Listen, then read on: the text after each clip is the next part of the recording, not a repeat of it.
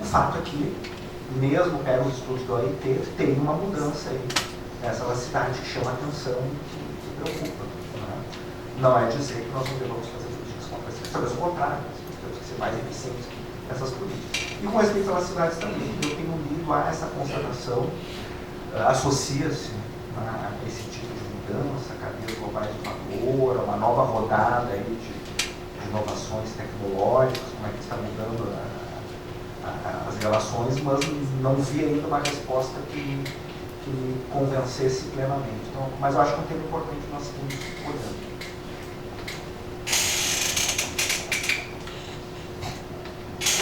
Vai para o André, vai mais ou menos numa linha, considerando os Estados Unidos enquanto país líder, né, e acho que nesse sentido o país líder vai dando o direcionamento e os outros países, na sua maneira e a seu tempo, vão se ajustando e indo nessa direção. Acho que foi muito nisso a questão da globalização financeira, e aí a gente teve aqui o consenso de Washington, hoje, pelo debate do FMI, está posto de não entregou o que estava proposto. E nessa medida, hoje fazendo uma reflexão, não teria como você pensar a estratégia de desenvolvimento econômico levando esses itens, vamos dizer assim, numa economia financiarizada, e aí a dominância do setor produtivo pelo lado financeiro. Acho que está muito no sentido de que as economias hoje não têm muitas estratégias ou muitas ferramentas, né, dado as oscilações, né, financeiro internacional.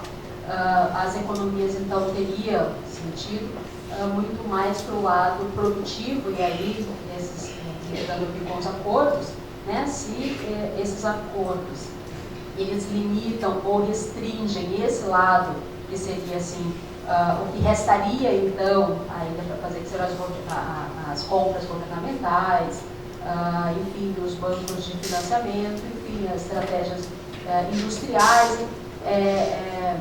Colocado dessa forma, esses acordos, esses megas acordos, né, e aí do que a gente discutiu de manhã e hoje aqui, a gente tem colocado, tem sido uma estratégia então, dos Estados Unidos, de certa forma, para bloquear a China, né? Fazendo uma reflexão mais ampla e aqui problematizando, também não seria uma estratégia, né, dessa nova configuração de bloquear o Estado Nacional e protegendo as grandes empresas, protegendo as grandes corporações, porque, como colocou o Robson, isso está muito concentrado em poucas empresas, né? Que são trades, que são empresas internacionais. A gente tem uma concentração de riqueza em poucas empresas, isso, muitas delas transnacionais, americanas, então também não teria esse lado de tentar bloquear a própria capacidade, a democracia, a soberania nacional dos países com esses acordos?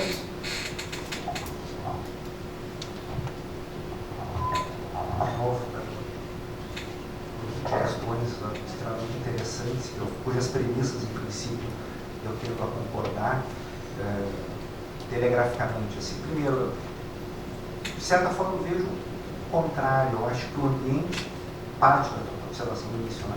Parte do ambiente que emerge a partir da crise financeira, esse ambiente legitima muito mais políticas de controle de capitais, políticas numa linha para criar margem de manobra para fazer estratégias mais de desenvolvimento. Mesmo avaliações que, num certo momento, apontavam, por exemplo, a importância de bancos públicos. Vamos ver estudos do Banco Mundial dizendo o seguinte: países que tinham bancos públicos conseguiram sair melhor da crise. As políticas monetárias foram mais eficientes. Não basta o Banco Central fazer uma política contracíclica, que eu libero lá recursos para os bancos privados, e os bancos privados não querem emprestar. Então, a existência de uma estrutura de bancos públicos vista de uma forma positiva. Então, por um certo período de tempo, eu acho que isso aparece, emerge no debate.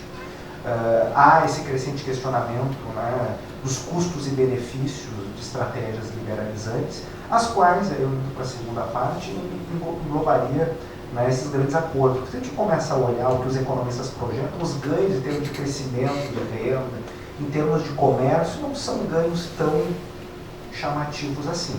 E dependendo de como é que os modelinhos são parametrizados, eu posso ter um mais um até um menos um em termos de ganho. E por outro lado, há muitos riscos que não estão muito bem precificados, muito bem medidos em termos de redução, de possibilidade de fazer coisas que mesmo no âmbito da OMC eu posso. Então eu posso fazer política industrial, ainda falando em meio ambiente, falando em segurança nacional, tem uma série de desequilíbrios regionais que há salvaguardas no âmbito dos regramentos do OMC. Mas como o Robson muito bem colocou, o que se quer é retirar, primeiro, na hora de negociar, de conflitos de contenciosos na OMC, que os países grandes podem ganhar e podem perder, e jogar isso para a esfera privada e uma empresa pode questionar uma política pública que, em princípio, num desenho de OMC está ok, porque é meio ambiente, é legal, isso aí está ali abrigado.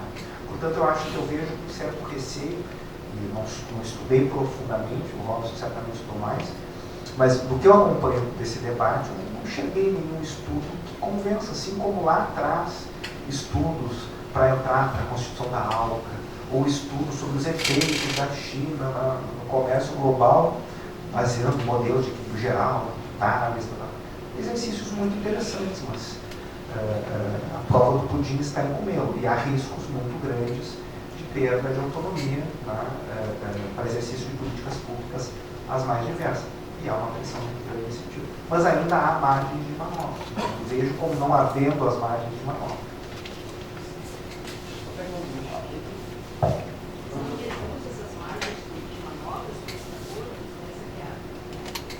Sim, esses acordos reduzem as margens de manobra. Mas é esse o que o debate aparentemente está colocado, sem que os ganhos sejam tão robustos assim. Mas isso, certamente a China compreende, a China que aderiu ao OMC, que abriu mão de uma série de mecanismos, que promoveu uma série de ajustes estruturais na sua economia, olha com receio ao TPP.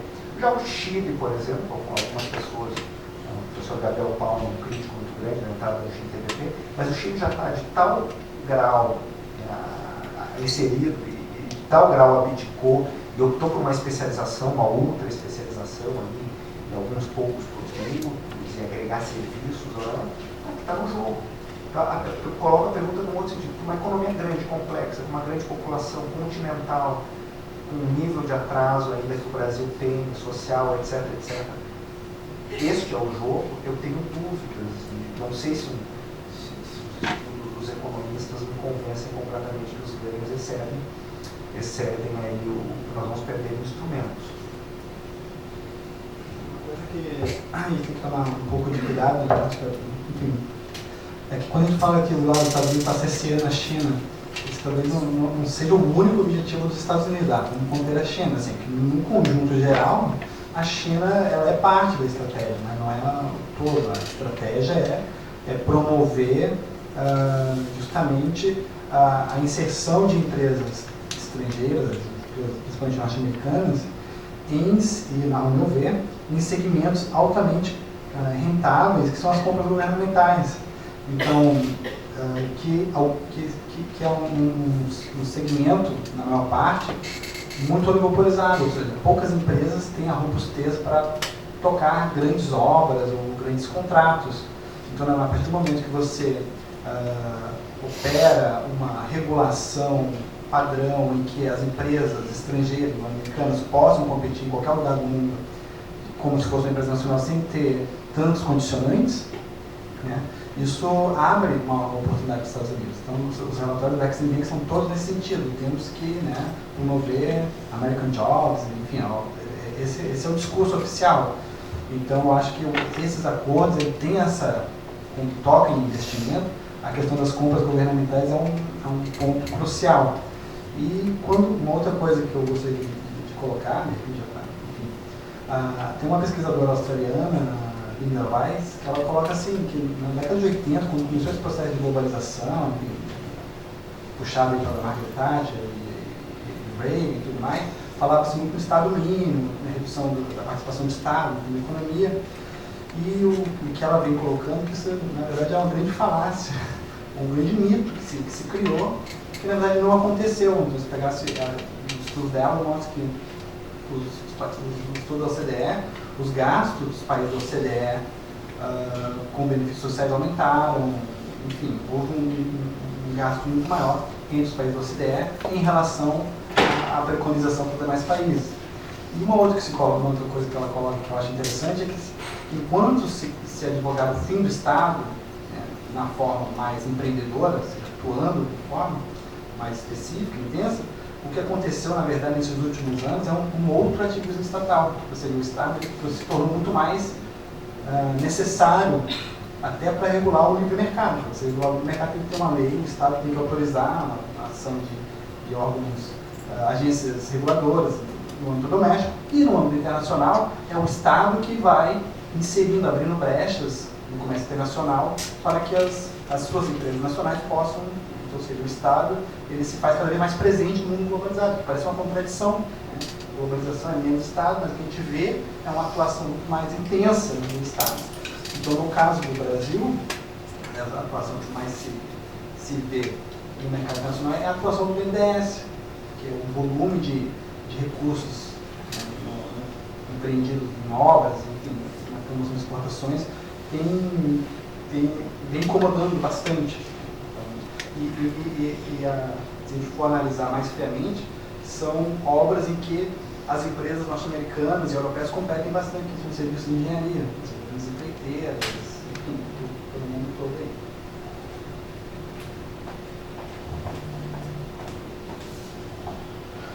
Olá, professor Robson. É o seguinte, eu tenho duas questões que até o professor Dantas pode comentar.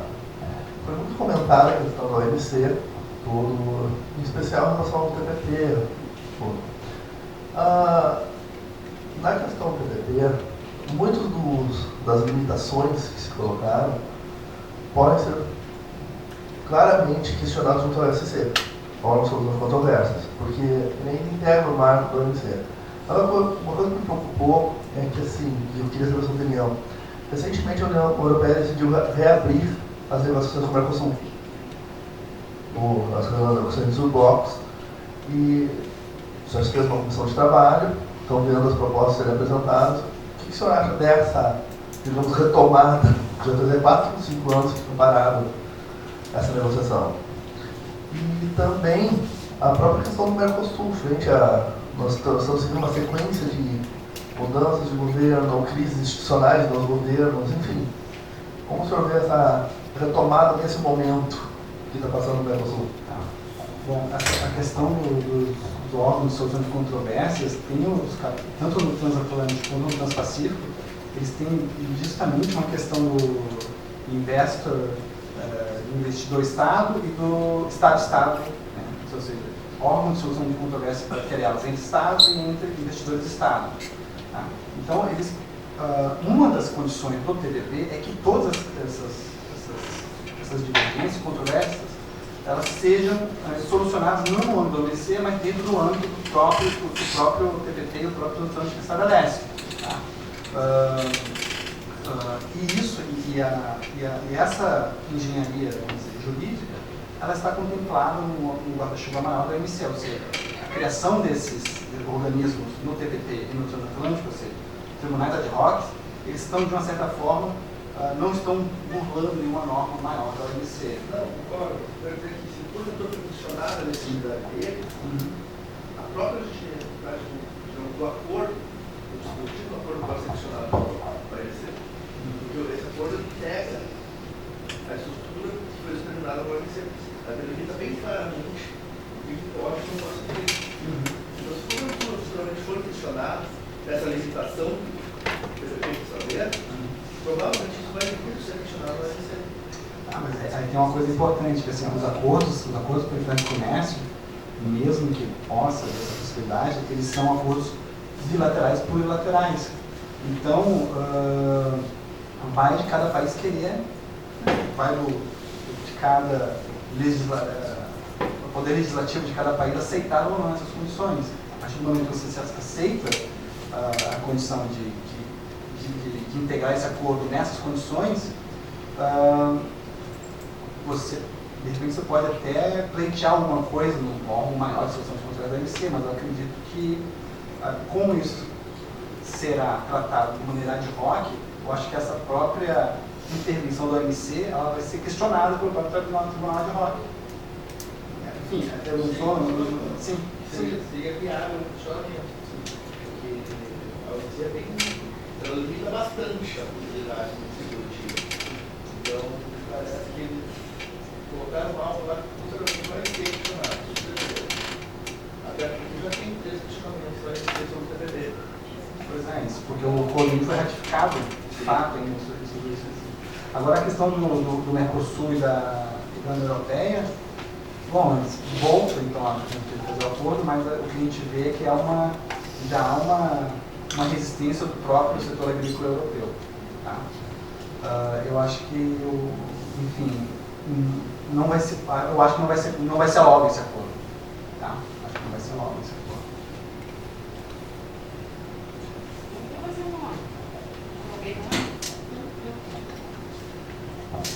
Só uma última colocação.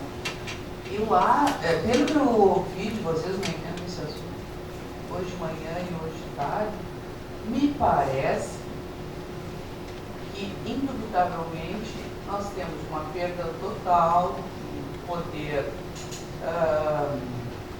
de construção de algum tipo